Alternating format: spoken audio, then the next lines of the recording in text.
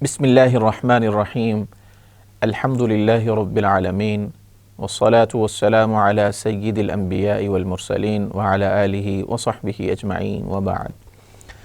معزز سامعین، آئمہ اکرام، علماء اعظام، آج کے اس سیشن میں ہم اپنے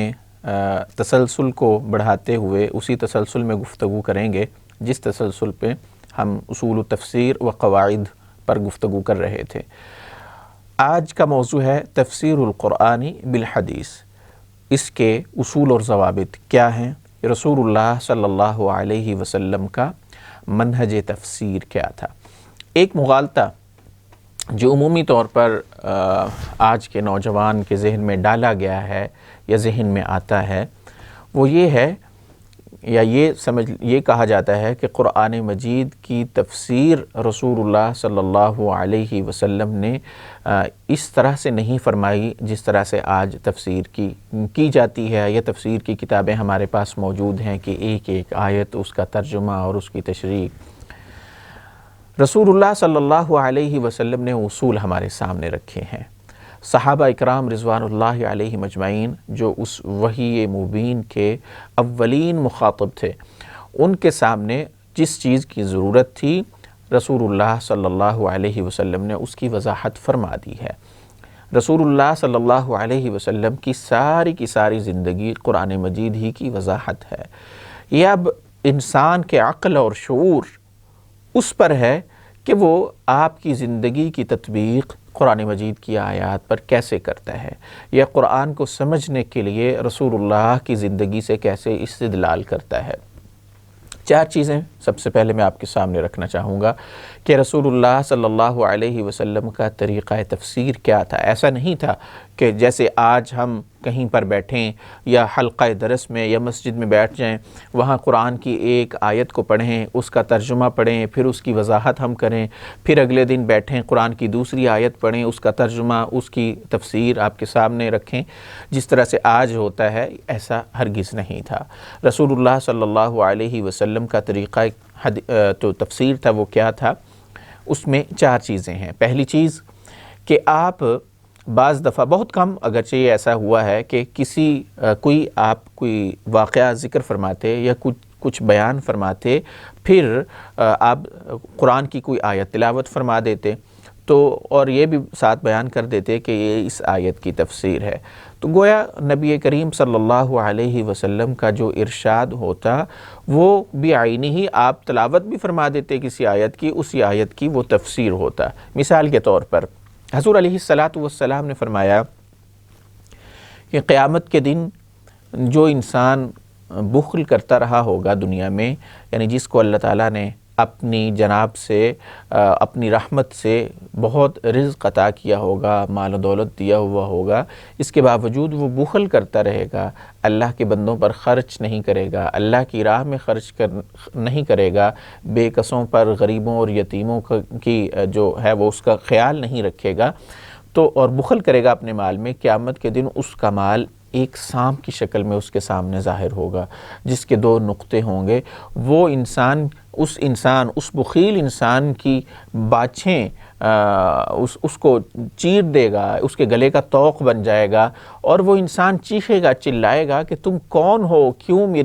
میرا یہ حشر کر رہے ہو؟ تو آگے سے وہی جو سانپ ہوگا، بہت بڑا اژدہا، وہ انسان کو کہے گا انا کنزکا، انا مالکا، میں تمہارا وہی مال ہوں جسے تم سنبھال کر رکھتے تھے، جسے تم غریبوں کے لیے استعمال نہیں کرتے تھے، جسے تم اللہ کی راہ پہ خرچ نہیں کرتے تھے، جسے تم لوگوں کی بھلائی کے لیے استعمال نہیں کرتے تھے، بلکہ اس پر اتراتے تھے کہ یہ تو میں نے اپنی کوشش سے جمع کیا ہے، یہ صرف میرے لیے ہے، اس مال میں تم بخل کیا کرتے تھے، میں تمہارا وہی مال ہوں۔ تو نبی کریم صلی اللہ علیہ وسلم نے جب یہ منظر بیان فرمایا تو اس کے بعد قرآن کی یہ آیت تلاوت فرمائی کہ وَلَا يَحْسَبَنَّ الَّذِينَ يَبْخَلُونَ بما آتاهم الله من فضله هو خير لهم بل هو شر لهم سيطوقون ما بخلوا به يوم القيامة ولا يحسبن الذين يبخلون، وہ لوگ جو بخل کرتے ہیں، اپنی مال میں کو سنبھال کر رکھتے ہیں، وہ یہ گمان نہ کریں کہ یہ ان کے حق میں بہتر ہے، جو اللہ نے ان کو دیا ہے نا اپنے فضل سے، اس کو روکنے میں وہ یہ نہ سمجھیں کہ وہ اپنے مستقبل کو سنوار رہے ہیں یا اپنے لیے کوئی بہتر راستہ انہوں نے اختیار کیا ہوا ہے یا اس لیے جمع کر رہے ہیں کہ کل کو ہمارے کام آئے گا۔ لا يحسبن الذين يبخلون بما آتاهم الله من فضله هو خير لهم بل هو شر لهم، یہ ان کا سنبھال کر رکھنا، یہ ان کا بخل کرنا، یہ کیا ہے؟ ان کے لیے بہت گھاٹے کا سامان ہے۔ سيطوقون ما بخلوا به یوم القیامہ، جس چیز میں وہ بخل کر رہے ہیں، جس مال کو وہ جمع کر کے رکھ رہے ہیں، کل قیامت کے دن یہی ان کے گلے کا توق بن جائے گا۔ اب یہ گلے کا توق کیسے بنے گا؟ یہ رسول اللہ صلی اللہ علیہ وسلم نے اپنی حدیث میں بیان فرما دیا ہے۔ اسی طرح ایک اور آیت، بعض دفعہ ایسا بھی ہے کہ کوئی نبی کریم صلی اللہ علیہ وسلم کوئی ارشاد فرماتے، کوئی بات ذکر فرماتے اور صحابہ اکرام رضوان اللہ علیہم اجمعین کو اشکال ہوتا تو آپ اس کی وضاحت فرما دیتے۔ جب آپ نے وضاحت فرما دی، گویا وہ اس آیت کی تشریح ہے، صحابہ کا اشکال دور ہوا اور ہمارے سامنے اس لفظ، اس کلمہ کا معنی اور اس کی تشریح، اس کا تعین ہو گیا۔ مثال کے طور پر جب یہ آیت نازل ہوئی نا، وَكُلُوا وَاشْرَبُوا حَتَّى يَتَبَيَّنَ لَكُمُ الْخَيْطُ الْأَبْيَضُ مِنَ الْخَيْطِ الْأَسْوَدِ مِنَ الْفَجْرِ، یعنی جب صبح کی سفید دھاری رات کی تاریکی سے، کالی دھاری سے الگ ہو جائے تو تب تک تم روزہ رکھو۔ ایک صحابی تھے، وہ اگلے دن بیان کرتے ہیں کہ میں رات کو، حضرت عدی بن حاتم ان کا نام تھا، وہ کہتے ہیں کہ رات کو میں اپنے تکیے کے نیچے 2 دھاگے لیے اور ان کو رکھ کر سو گیا، اور جب ان دونوں کا الگ الگ ہونا واضح نہ ہو گیا کہ یہ سفید دھاگا ہے اور یہ سیاہ دھاگا ہے، تب تلک میں نے سحری کرتا رہا۔ تو نبی کریم صلی اللہ علیہ وسلم تھوڑا سا مسکرائے بھی اور پھر وضاحت بھی کر دی کہ اس سے مراد یہ نہیں جو تم سمجھے ہو کہ اس سے مراد سفید دھاگا ہے یا کالا دھاگا ہے، بلکہ اس سے مراد کیا ہے؟ وہ صبح کی سفیدی اور رات کی تاریکی ہے۔ یعنی نبی کریم صلی اللہ علیہ وسلم نے الخیط الابیض والخیط الاسود اس کی تشریح فرما دی ہے کہ خیط الابیض اس سے مراد صبح سورج کے طلوع ہونے کے وقت جو سفید دھاری ہے وہ ہے، اور خیط الاسود سے مراد جب سورج غروب ہوتا ہے اس وقت جو رات کی تاریکی یا وہ جو یہ سیاہ دھاری ہے۔ تو رسول اللہ صلی اللہ علیہ وسلم نے اس کی وضاحت فرما دی، صحابہ کا اشکال بھی ختم ہو گیا، ہمارے سامنے رسول اللہ صلی اللہ علیہ وسلم کی تشریح آ گئی اس آیت کی۔ اسی طرح اما عائشہ رضی اللہ تعالی عنہا وہ اس آیت کی تشریح میں یہ بیان کرتی ہیں، والذین یؤتون ما آتوا وقلوبهم وجلة انہم الی ربہم راجعون، وہ لوگ جو اللہ کی راہ میں دیتے ہیں، جو ان کے پاس ہوتا ہے وہ دیتے ہیں، وَقُلُوبُهُمْ وَجِلَةٌ، اور ان کے دل ڈر بھی رہے ہوتے ہیں۔ حضرت عائشہ رضی اللہ تعالی عنہ وہ کہتی ہیں کہ کیا یا رسول اللہ، اس سے مراد کیا یہ ہے کہ انسان اللہ کی راہ میں دے اور ساتھ گناہ بھی کرتا رہے، شرک بھی کرتا رہے، برائی کے کام بھی کرتا رہے، تو اور یہ برائی کے کام بھی کرے اور ساتھ میں ان برائی کے کاموں کے کرنے کی وجہ سے اللہ سے ڈرتے ہوئے وہ کوئی مال خرچ کرے، تو اس سے کیا مراد یہ ہے؟ تو حضرت نبی کریم صلی اللہ علیہ وسلم نے فرمایا تھا کہ لا یا بنت الصدیق، صدیق اس سے مراد صدیق کی بیٹی، اس سے مراد ہرگز یہ نہیں جو تم سمجھے ہو، بلکہ اس سے مراد یہ ہے کہ وہ لوگ جو اللہ کی راہ میں دیتے ہیں اور اس چیز سے ڈرتے رہتے ہیں کہ پتہ نہیں یہ اللہ کے ہاں قبول بھی ہوگا یا نہیں۔ ایسا نہیں ہے کہ خدا نخواستہ زنا بھی، شرک بھی، جھوٹ بھی، فریب بھی، غلط کام بھی کرتے رہیں اور اللہ کی راہ میں دیتے رہیں، تو یہ تقویٰ نہیں ہے، یہ ڈرنا نہیں ہے، بلکہ وہ ڈرتے اس چیز سے ہیں کہ جو ہم نے دیا ہے یہ اللہ کی راہ میں پتہ نہیں قبول بھی ہوگا یا نہیں ہوگا۔ اسی طرح ایک اور آیت، یوم یقوم الناس لرب العالمین، جب لوگ اپنے رب کی بارگاہ میں اس کے سامنے کھڑے ہوں گے، رب العالمین کے سامنے کھڑے ہوں گے۔ رسول اللہ صلی اللہ علیہ وسلم نے اس کھڑا ہونے کی کیفیت کو بیان کرتے ہوئے فرمایا ہے کہ جب انسان اللہ کی بارگاہ میں کھڑا ہوگا نا تو وہ اپنے ہی پسینے میں ڈوبا ہوا ہوگا، کچھ لوگ پنڈلیوں تک، کچھ لوگ گھٹنے تک، کچھ لوگ سینے تک، کچھ لوگ اپنے ہی پسینے میں غوطے کھا رہے ہوں گے۔ تو یہ اللہ کے سامنے کھڑا ہونے کا منظر ہے۔ تو نبی کریم صلی اللہ علیہ وسلم نے جب کسی کو اشکال ہوتا وہ یا کسی آیت کی تشریح میں اپنا تفسیر کرتے ہوئے کچھ ارشاد فرما دیتے تھے۔ اسی طرح جو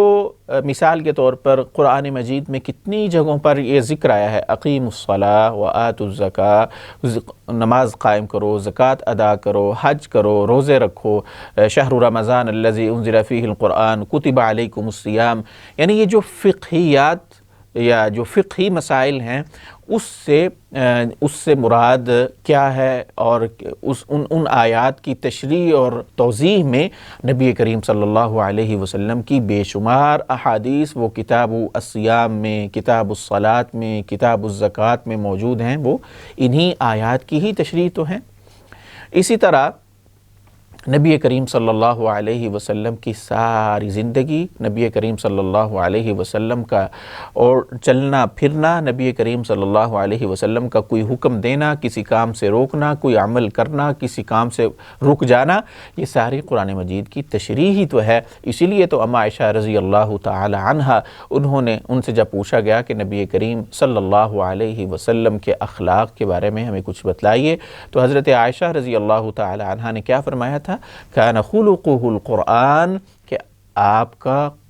خلق، آپ کا اخلاق قرآن مجید وہی تو ہے۔ یعنی نبی کریم صلی اللہ علیہ وسلم گویا ایک چلتے پھرتے قرآن تھے۔ تو رسول اللہ صلی اللہ علیہ وسلم قرآن کی تفسیر اور توضیح اور تشریح اور کس انداز سے کرتے تھے، یہ چار امور ہم نے آپ کے سامنے رکھے ہیں۔ اب یہ انسان قاری مجتہد پر ہے کہ وہ غور و فکر کرے۔ جس طرح ہم قرآن مجید کی آیت کی تفسیر قرآن سے کرنے میں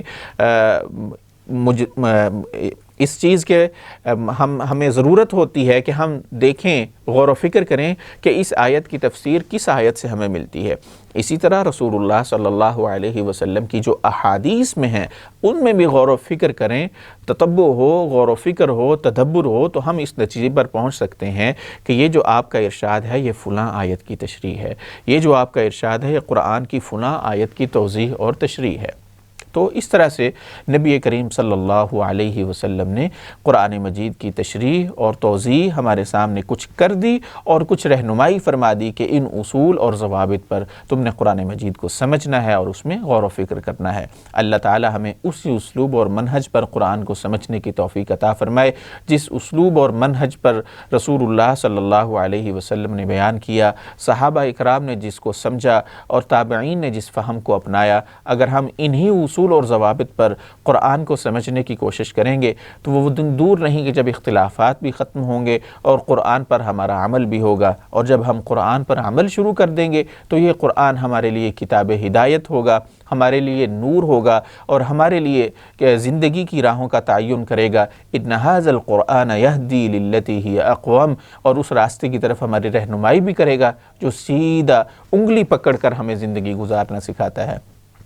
اللہ تعالی ہمیں قرآن پر عمل کرنے کی توفیق عطا فرمائے، قرآن کو ہمارے لیے باعث شفا، باعث رحمت اور نور بنائے، اور اس قرآن کے ذریعے ہماری مشکلات کا خاتمہ فرمائے، اور کل قیامت کے دن بھی اللہ تعالیٰ اس قرآن کو ہمارے لیے باعث شفاعت بنائے۔ والسلام علیکم ورحمۃ اللہ وبرکاتہ۔